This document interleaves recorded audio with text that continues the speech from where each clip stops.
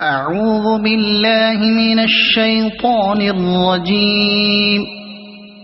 پناہ مانگتا ہوں اللہ کی شیطان مردود سے۔ بسم اللہ الرحمن الرحیم۔ شروع کرتا ہوں اللہ کے پاک نام سے جو بہت بڑا مہربان نہایت رحم والا ہے۔ وَإِذَا طَلَّقْتُمُ النِّسَاءَ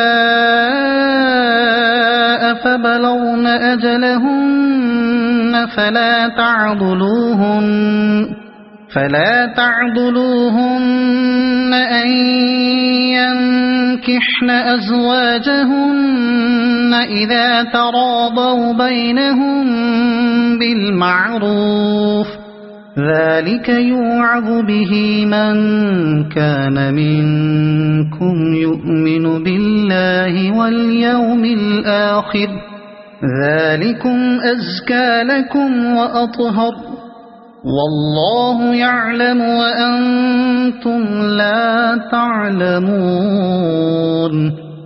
اور جب تم اپنی عورتوں کو طلاق دو اور وہ اپنی عدت پوری کر لیں تو انہیں ان کے خامدوں سے نکاح کرنے سے نہ روکو جبکہ وہ آپس میں دستور کے مطابق رضامند ہوں۔ یہ نصیحت انہی کی جاتی ہے جنہیں تم میں سے اللہ تعالیٰ پر اور قیامت کے دن پر یقین اور ایمان ہو۔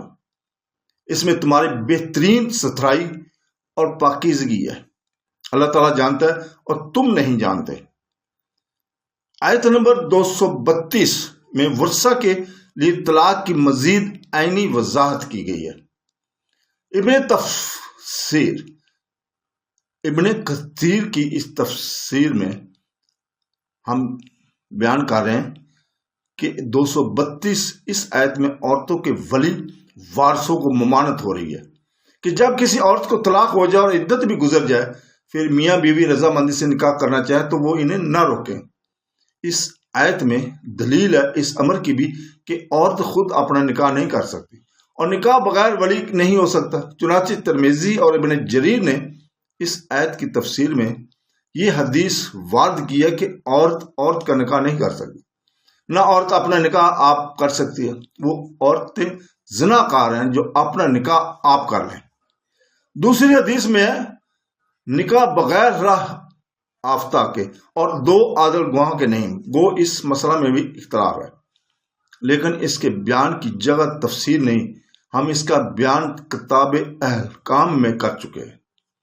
یہ آیت حضرت معقل بن یسار رضی اللہ تعالیٰ اور ان کی ہمشیرہ صاحبہ کے بارے میں نازل ہوئی ہے۔ صحیح بخاری شریف میں اس آیت کی تفسیر کے بیان میں ہے کہ حضرت معقل بن یسار رضی اللہ تعالیٰ عنہ فرماتے ہیں میری بہن کا منگیتر میرے پاس آتا تھا، میں نے نکاح کر دیا، اس نے کچھ دنوں بعد طلاق دے دی، پھر عدت گزرنے کے بعد نکاح کی درخواست کی، میں نے انکار کیا۔ اس پر یہ آیت اتری جسے سن کر حضرت معقل رضی اللہ تعالیٰ نے باوجود یہ کہ قسم کھا رکھی تھی کہ میرے تیرے نکاح میں نہ دوں گا، نکاح پر آمادہ ہو گئے اور کہنے لگے کہ میں نے اللہ کا فرمان سنا اور میں نے مان لیا، اپنے بہنوئی کو بلا کر دوبارہ نکاح کر دیا اور اپنی قسم کا کفارہ ادا کیا۔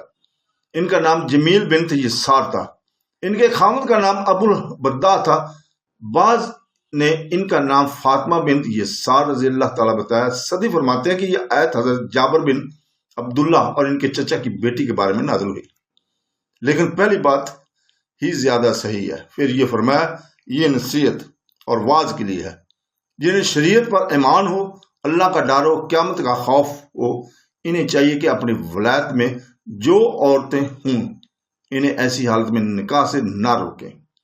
شریعت کے اتباع کر کے ایسی عورتوں کے ان کے خامدوں کے نکاح میں دے دینا اور اپنی حمیت وغیرہ کو جو خلاف شروع ہو شریعت کے متحد کر دینا، یہ تمہارے لیے بہتری اور پاکیزگی کا باعث ہے۔ ان مسالتوں کا علم جناب باری تعالیٰ کو ہی ہے، تمہیں نہیں معلوم کہ کس کام کے کرنے میں بھلائی ہے اور کس کو چھوڑنے میں ہے۔ یہ علم حقیقت میں اللہ رب العزت ہی کو ہے۔ صدق اللہ العظیم۔